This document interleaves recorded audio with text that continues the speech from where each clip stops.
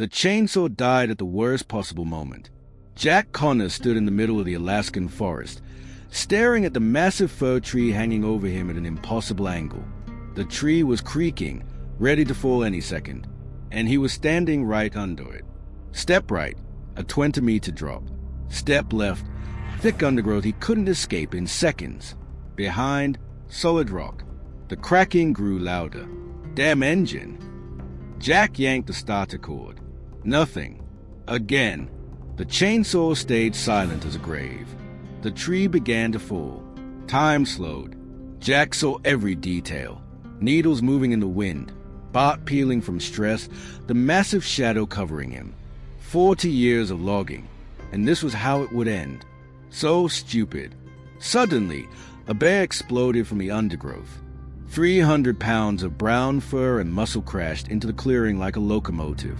A massive paw struck Jack in the chest, hurling him 5 meters sideways. The fur crashed with thunder. Earthquake. A cloud of snow and pine dust. Jack lay on his back, holding his breath. Where he'd stood a second ago, the trunk had crushed the ground 1/2 meter deep. The bear stood nearby, breathing heavily, watching the man with dark eyes. Jack slowly sat up, rubbing his bruised ribs. 56 years old, and he'd never seen a bear this close. The animal could tear him apart with one swipe, but for some reason it wasn't moving. "Thank you," Jack wheezed. The bear tilted its head, as if listening. Suddenly Jack noticed a scar. A white stripe crossed the animal's face from left ear to nose. Old, healed, and something else, a metallic glint near the right front paw. A bracelet. Jack blinked. It couldn't be. 5 years ago he found an injured bear cub in a trap. A little one with a slashed face and broken paw. He'd taken it to the vet, paid for treatment, then released it with an identification bracelet. "My God," he whispered. "You're that same little guy." The bear stepped closer. Jack felt its warm breath. The animal sniffed him, then settled back on its haunches. If he didn't know better, he'd say the bear was smiling. "Grew up nice. Buddy." Jack extended his hand. The bear didn't flinch when fingers touched its muzzle. The fur was thick and warm. Saved my life. Paid the debt. But the animal wasn't leaving. Instead, it turned and walked deeper into the forest, stopping after a few meters. It looked back, waiting. "You want me to come with you?" A roar in response. Quiet, but insistent. Jack stood up, brushing snow off his jacket. The chainsaw lay broken by the trunk. 5 kilometers home on foot, and the bear wanted to lead him somewhere.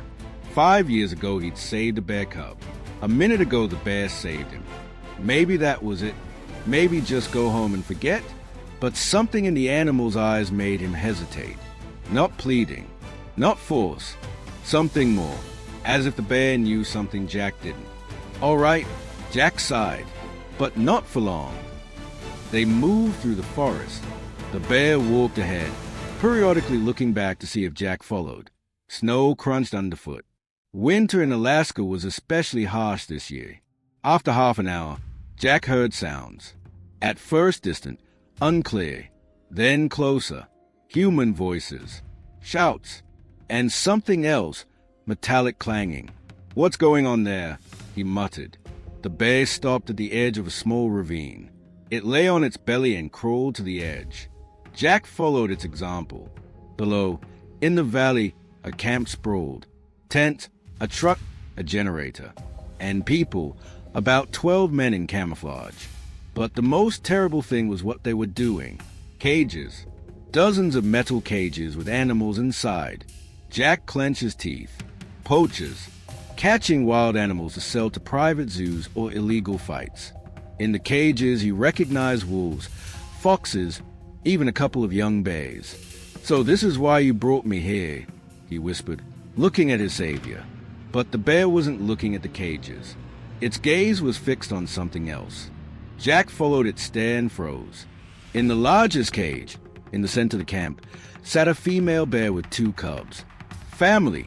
Suddenly one of the poachers approached the cage with an electric prod in his hands. The mother bear pushed the cubs behind her and roared. The man laughed and jabbed her with electricity.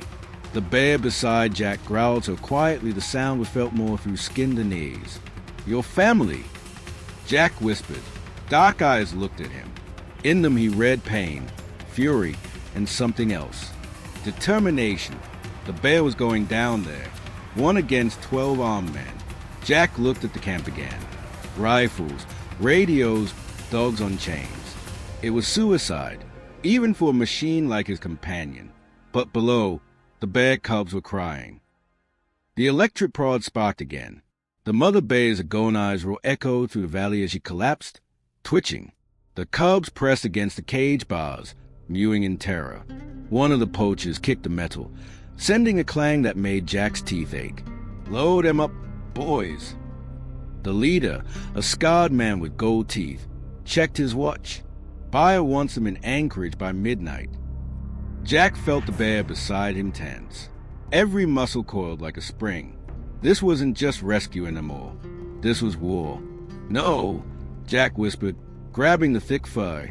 "You'll get yourself killed." Dark eyes turned to him. In them burned something Jack had never seen before. Pure, calculating rage. The bear wasn't some mindless animal charging to its death. It was thinking, planning. "We need a distraction," Jack breathed. The words came out before he could stop them. Something to get them away from the cages. The bear tilted its massive head. Listening, Jack studied the camp below. 12 men, but only 4 near the cages. The rest were loading equipment into the truck. Rifles stacked by the fire. Dogs chained on the far side. "I go down first," he whispered. Lost hiker, asking for help. You circle around to the cages. He met those ancient eyes. "Can you wait for my signal?" A soft grunt. Agreement. Jack's hand shook as he stood. 40 years of cutting trees, and now he was planning an assault on armed criminals, with a bear as his partner. "Give me 10 minutes, he said. The bear melted into the undergrowth like smoke. Jack scrambled down the ravine, making plenty of noise. Branches snapped. Rocks tumbled. By the time he reached the valley floor, 3 rifles were pointed at his chest. "Whoa!" He raised his hands, stumbling forward. "Thank God I found someone." "Who the hell are you?" Gold Teeth stepped closer, hand on his sidearm. "Jack Connors. I'm a logger from Fairbanks." He tried to look exhausted, confused, not hard when his heart was hammering. Been lost since yesterday. Chainsaw broke, no GPS signal. The leader's eyes narrowed. "Funny, we didn't see any logging operation around here. Private contract, 20 miles north." Jack gestured vaguely. "Look, I just need directions to the highway. Maybe some water." Behind Gold Teeth, the mother bear was struggling to stand. Blood matted her fur where the prod had burned her. "Sure, old man." The leader smiled, showing those golden teeth. "We'll help you out." Jack saw the look, predator recognizing prey. "Actually," Gold Teeth continued, "maybe you can help us first. We're researchers, studying migration patterns." He gestured to the cages. "Ever see a wild bear up close?" "Not really my thing." "Come on, educational." 2 men flanked Jack, guiding him toward the cages. The mother bear watched his approach. Cubs huddled behind her. Her eyes held the same intelligence as her mates. She knew. Beautiful specimens, Gold Teeth said. Worth their weight in gold to the right buyers. Jack felt sick. Buyers. Private collectors. Rich folks who want exotic pets. The man's smile turned ugly. Or traditional medicine. Bear bile sell for more than cocaine in China. Rage flooded Jack's chest. These weren't just poachers. They were torturers. "That's illegal," he said quietly. "So is trespassing on private hunting grounds." Gold Teeth pulled his pistol. Funny thing about accidents in the wilderness. Bears attack people all the time. The clearing erupted. 300 pounds of fury burst from the tree line like a natural disaster. The bear hit the nearest poacher at full speed, sending him flying into a tree with a wet crack. Shouts, gunfire. Chaos. Jack dug behind the cages as bullets whined overhead.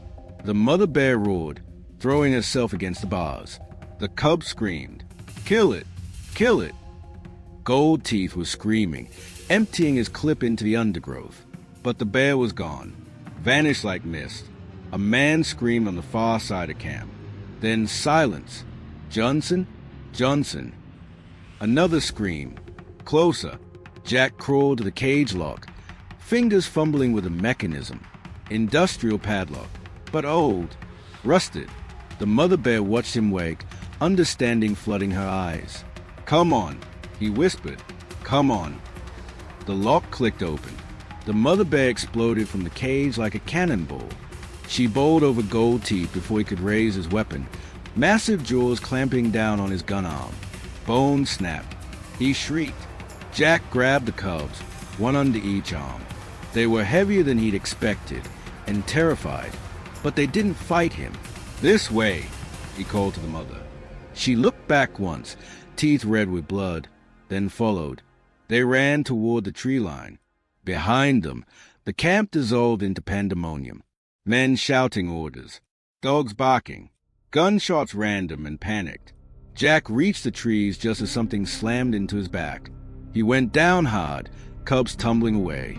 Pain exploded through his ribs. A boot connected with his kidney. Going somewhere, logger. Jack rolled over, gasping.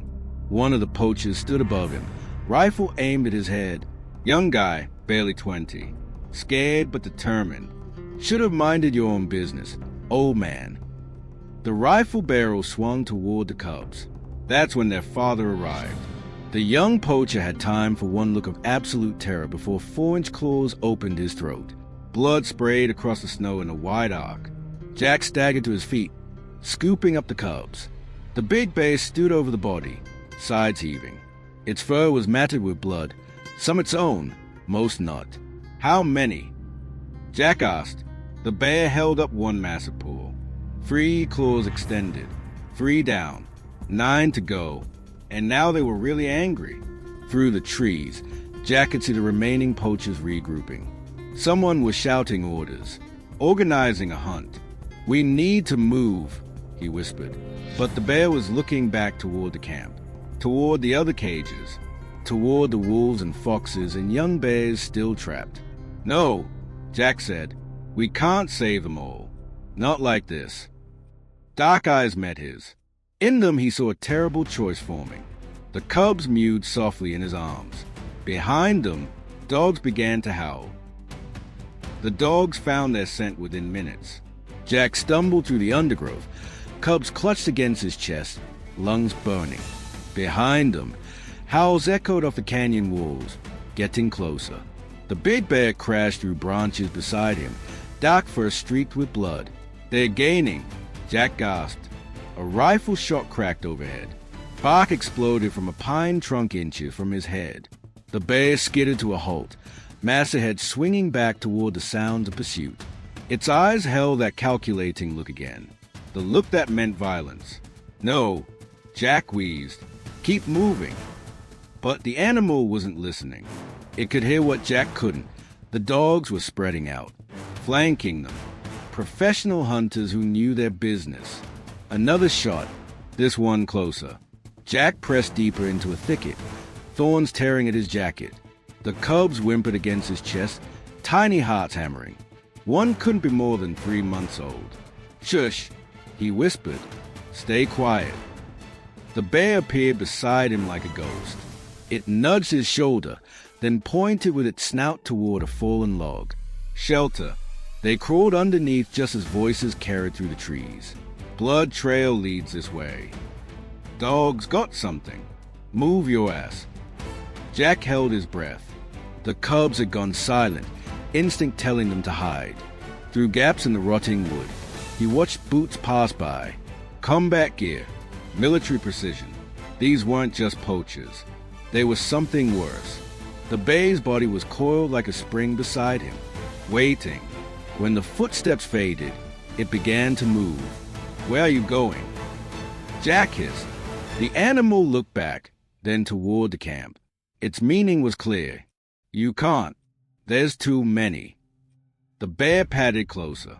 Gently, impossibly gently for something so massive, it nuzzled the cubs. They mewed softly, reaching tiny paws toward their father. Then the bear looked at Jack. In those dark eyes was a request. A plea. Trust. You want me to watch them? Jack breathed. A soft grunt. The bear licked each cub once, then started to turn away. Wait! Jack grabbed a handful of fur. I'm coming with you. The bear shook its head. Those aren't ordinary poachers down there. Military training.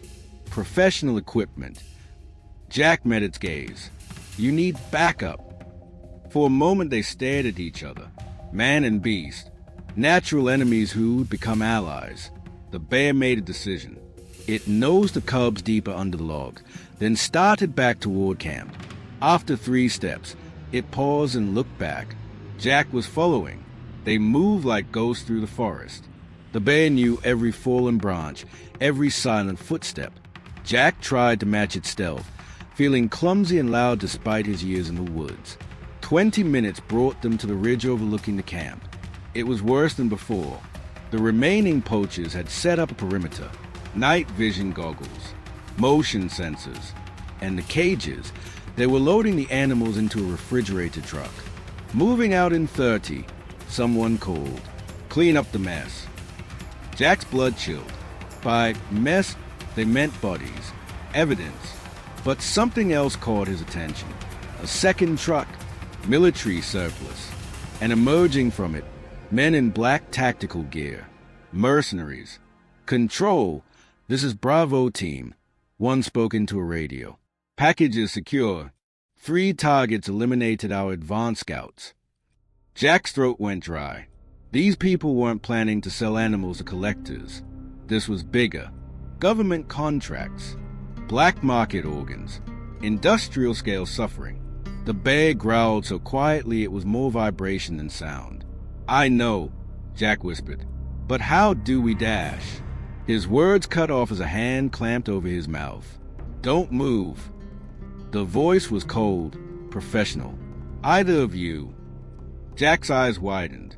A sniper in full ghillie suit materialized from what he thought was empty ground. The rifle barrel pressed against his temple. Command, I've got them. The old man and our bear problem. The bear spun, but froze as 3 red laser dots appeared on its chest. Easy, big guy. The sniper's voice carried no emotion. Move and Gramps gets ventilated. Jack felt the cub's absence like a physical wound. Safe under the log. But for how long? These people would find them eventually. Walk, the sniper ordered. They descended into the camp like condemned prisoners. The mercenaries watched with professional interest. The poachers jeered and pointed. Well, well. A new voice cut through the noise. A woman in black fatigues emerged from the command truck. Asian features, cold eyes, expensive equipment. The famous Jack Connors. Jack's blood froze. You know me. Logging permit applications, property records, tax filings. She smiled without warmth. You've been poking around protected areas for months. Bad for business. What business? Genetic material. Endangered species DNA. Very lucrative market for the right buyers. She gestured to the cages. Governments pay well for biological weapons research. The pieces clicked. This wasn't about exotic pets or traditional medicine. This was about weaponizing nature itself. The bear's just a bonus, she continued. Grizzly polar hybrid genetics. Worth $50 million to the right lab. Hybrid? Jack looked at his companion with new eyes. No wonder it was so large, so intelligent. Put them both in the transport, the woman ordered. That's when the bear made its move. It didn't charge. It disappeared. 1 second it was standing beside Jack, surrounded by weapons. The next, it was simply gone. Like smoke, like magic, shouts erupted. Flashlight beams swept the darkness. But there was nothing to find. Thermal imaging, the woman snapped. Now! Too late. By the time they had the equipment powered up, Chaos had already begun. The first mercenary died silently, his scream cut off mid-breath somewhere in the darkness beyond the lights. Then another, and another. Perimeter collapse. Full back to dash. A roar split the night. Not a bear's roar. Something else. Something that made Jack's teeth ache and his heart race. Ancient. Primal. Furious. Emergency lights flickered and died. In the strobing darkness, Jack caught glimpses of nightmare. Massive shape moving like liquid death. Men screaming. Weapons firing at shadows. "Kill the old man," the woman screamed. "Kill him now." A rifle swung toward Jack's head. The weapon never fired. 300 pounds of hybrid fury materialized from the darkness, jaws closing around the gunman's torso. The man's scream died in a wet gurgle. But the victory was short-lived. More lights blazed alive. Backup generators. Emergency protocols. And surrounding the clearing, Jack counted at least 20 new contacts. The woman smiled, blood on her face. "Did you really think this was our only team?" Jack's heart sank. They'd walked into a trap. And somewhere in the forest, two helpless cubs waited for parents who might never return. The bear pressed against his side, breathing hard, wounded. They were surrounded, outgunned, and out of options. But in the distance, Jack heard something that made his blood run cold. Helicopter. The first helicopter's searchlight swept across the clearing like the eye of an angry god. Jack pressed against the bay's flank, feeling the animal's heart hammering against his ribs. 20 mercenaries in a tightening circle. Air support incoming. And somewhere in the darkness, two helpless cubs waited for rescue that would never come. Bravo 7. Targets acquired. The woman spoke into her radio. Beginning extraction. The helicopter descended, rotors churning snow and debris into a blinding storm. Jack squinted through the chaos, mind racing. 40 years of logging had taught him to read terrain like a book. And this valley had a secret. Underground stream. He'd noticed the signs earlier. Unusual vegetation patterns. Slight ground depression. The whole clearing sat on a hollow cavity. "Can you make that helicopter crash?" He shouted over the rotor noise. The bear looked at him like he'd lost his mind. "Trust me," Jack yelled. "Hit the trees on the ridge. The big ones." For a heartbeat, the bear hesitated. Then understanding flashed in its dark eyes. It exploded toward the tree line. "Stop it," the woman screamed. "Bring it down." Gunfire erupted. Muzzle flashes strobed through the snow cloud. But the bear was already gone, vanished into the forest like smoke. Jack smiled grimly. These idiots had no idea what they were dealing with. The first tree came down with a thunderous crack. 100-foot pine, thick as a barrel, toppled directly into the helicopter's path. The pilot yanked the stick hard right, rotor screaming as it barely cleared the falling trunk.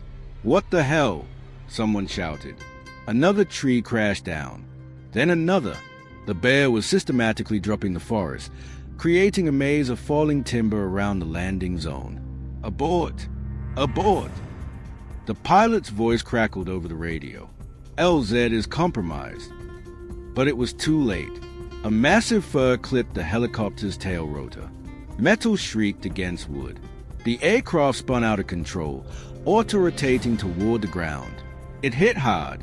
The explosion lit up the night like a miniature sun. Debris rained down as fuel ignited, turning the crashed bird into a funeral pyre. In the sudden darkness that followed, chaos erupted.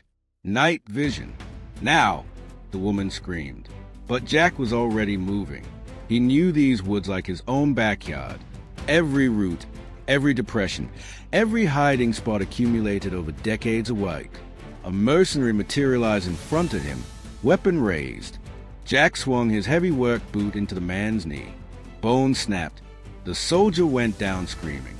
Jack grabbed the fallen rifle and rolled behind a supply crate. "The old man's armed," someone shouted. Bullets sparked off metal around him. But Jack wasn't trying to win a gunfight. He was buying time.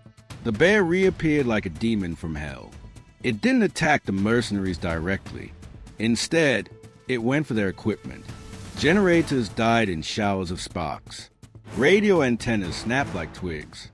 Night vision became useless as the animals systematically destroyed every light source in the camp. It's coordinating with him. The woman's voice had a note of genuine fear now. This isn't random. She was right. The bear understood tactics. Strategy.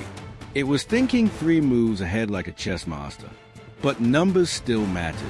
A sniper's bullet caught the bear in the shoulder, spinning it around. Dark blood sprayed across the snow. The animal roared, but stayed upright. Target down, the sniper called. Moving in. Jack's finger found the rifle's trigger. His first shot went wide. He wasn't a soldier. But the second caught the sniper's center mass, dropping him. I got the shooter.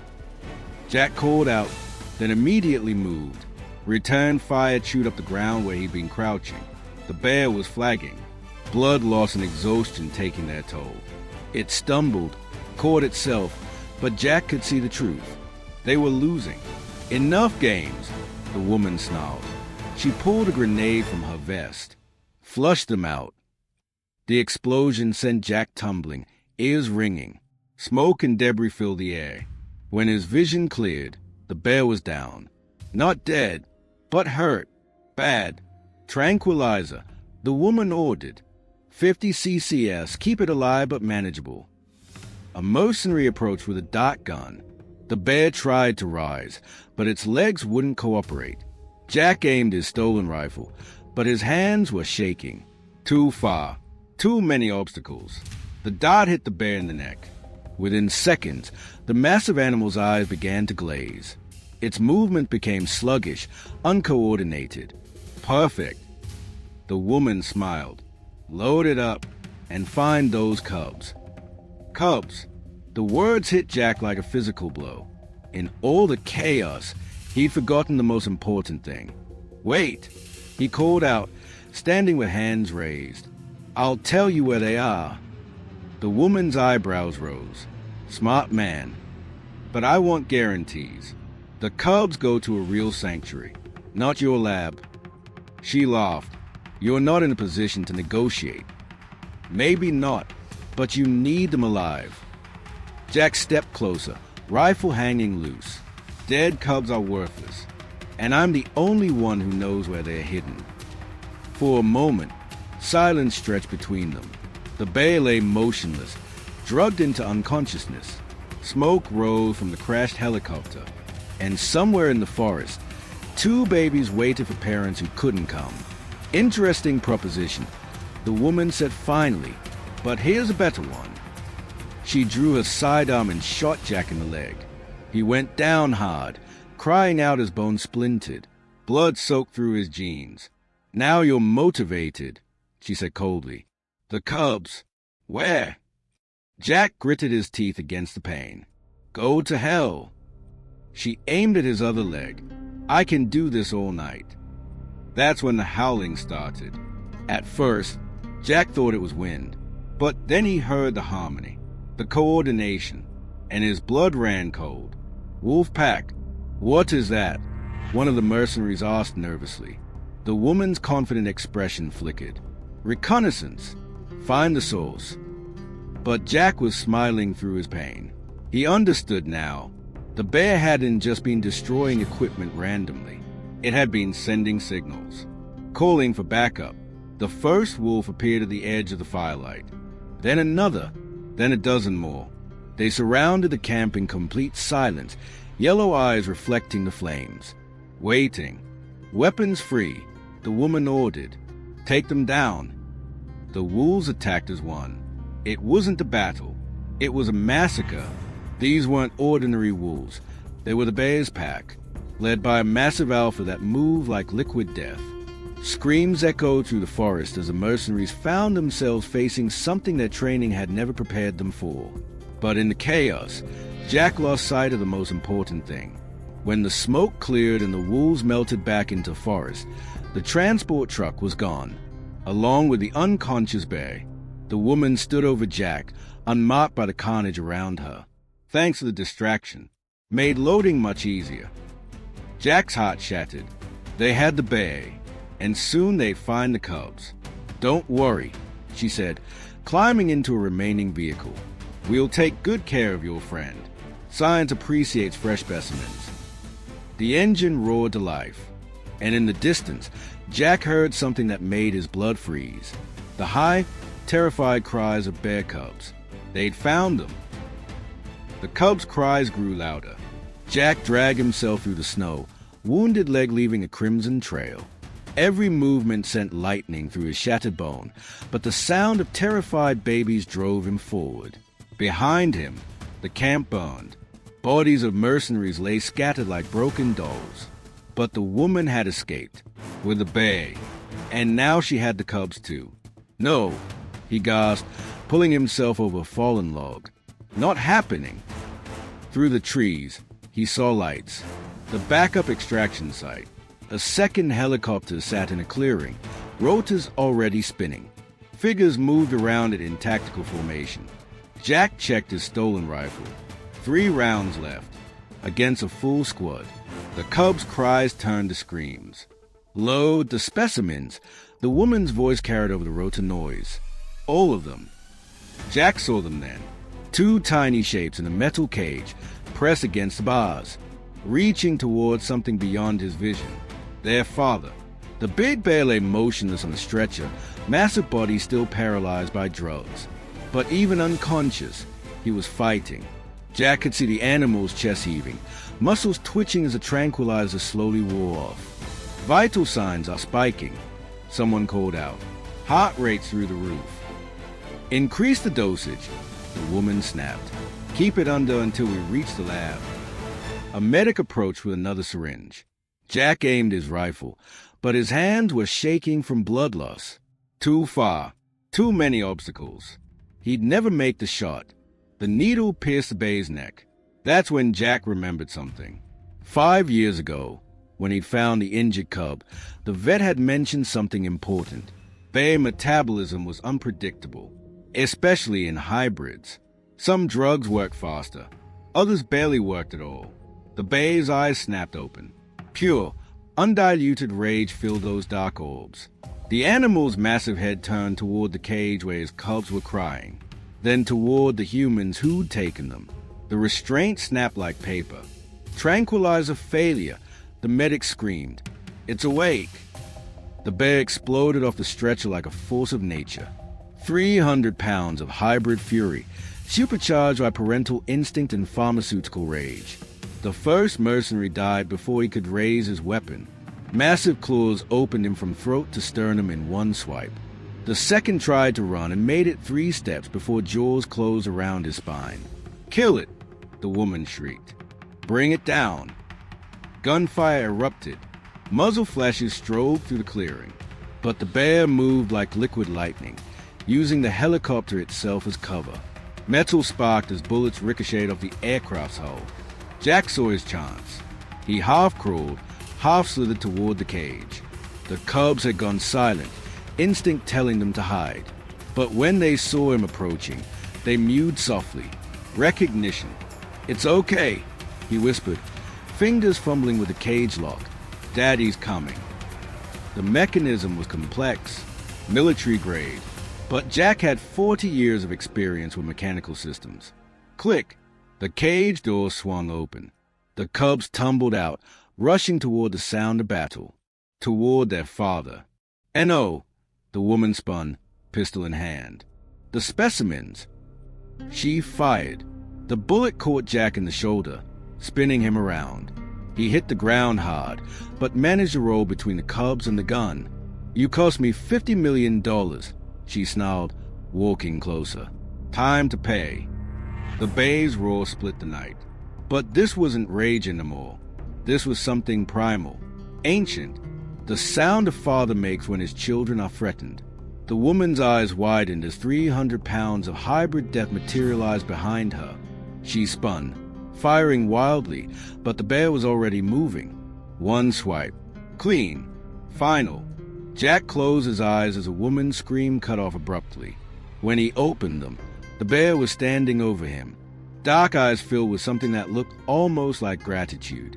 The cubs pressed against their father's flanks. Safe at last. "We did it," Jack whispered. We actually did it. The bear gently nosed the cubs toward him. They climbed onto his chest, tiny and warm and alive. For a moment, the pain in his shoulder disappeared. This was why he'd fought. This was why he'd bled. Family. The helicopter pilot tried to make a run for it, but the wolf pack was waiting in the tree line. Alpha and Beta flanked the A-craft as the man stumbled out, hands raised in surrender. I surrender. I surrender. The Alpha looked toward the bear, waiting for a decision. The bear tilted its massive head, then padded toward the pilot. For a moment, man and beast stared at each other. Then the bear simply turned away. Mercy. Some lessons were worth teaching. Smart move. Jack called to the pilot. Fly us to Fairbanks, General. All of us. The man nodded frantically. Yes, sir. Whatever you say, sir. As the helicopter lifted off, Jack held the cubs close and watched their father settle beside him. The big bear was exhausted, bleeding from multiple wounds, but alive. They were all alive. Below them, the forest stretched endlessly, pristine, unmarked by human greed or corporate ambition. This was where they belonged. But Jack couldn't shake the feeling that this wasn't over.